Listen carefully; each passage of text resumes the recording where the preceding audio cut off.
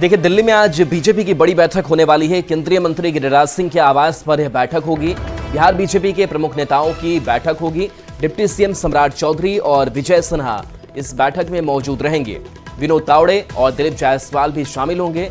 संजय जायसवाल सहित core group के प्रमुख नेता इस बैठक में शामिल रहेंगे। तो बिहार बीजेपी के प्रमुख नेताओं की आज महत्वपूर्ण बैठक, जिसमें सम्राट चौधरी, विजय सिन्हा, संजय जायसवाल सहित कोर ग्रुप के प्रमुख नेता शामिल होंगे।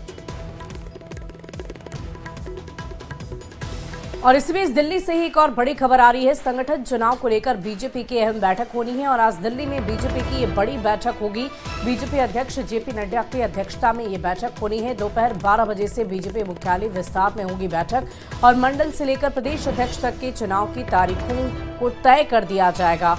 संगठन चुनाव को लेकर वर्कशॉप का भी आयोजन होगा। बैठक में देश भर के सभी राष्ट्रीय पदाधिकारी, सभी प्रदेशों के अध्यक्ष, संगठन मंत्री मौजूद रहेंगे। सभी राज्यों के प्रभारी, सह प्रभारी, मोर्चों के राष्ट्रीय अध्यक्ष, चुनाव अधिकारी होंगे बैठक में शामिल।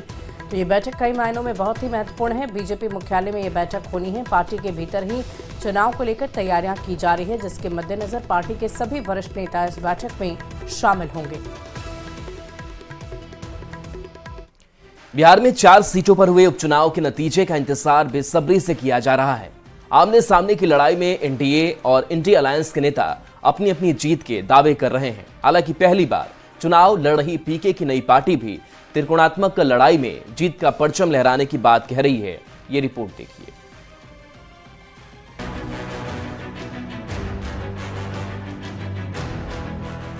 बिहार की 4 सीट पर उपचुनाव को लेकर वोटिंग हो चुकी है। हर किसी को रामगढ़, तरारी, बेलागंज और इमामगंज के परिणाम का इंतजार है।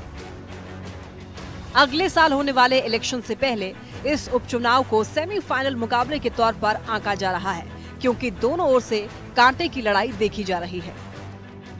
2 सीटों पर आमने सामने की लड़ाई है, लेकिन बाकी के 2 सीट पर त्रिकोणात्मक लड़ाई दिख रही है।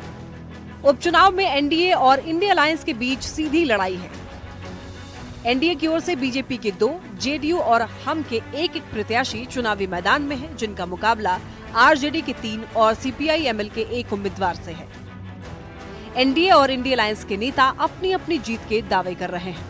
माननीय नीतीश कुमार जी, माननीय प्रधानमंत्री नरेंद्र मोदी जी के नेतृत्व में जो काम हुआ है, उसके आधार पर एनडीए गठबंधन चुनाव में जीत हासिल करेगा।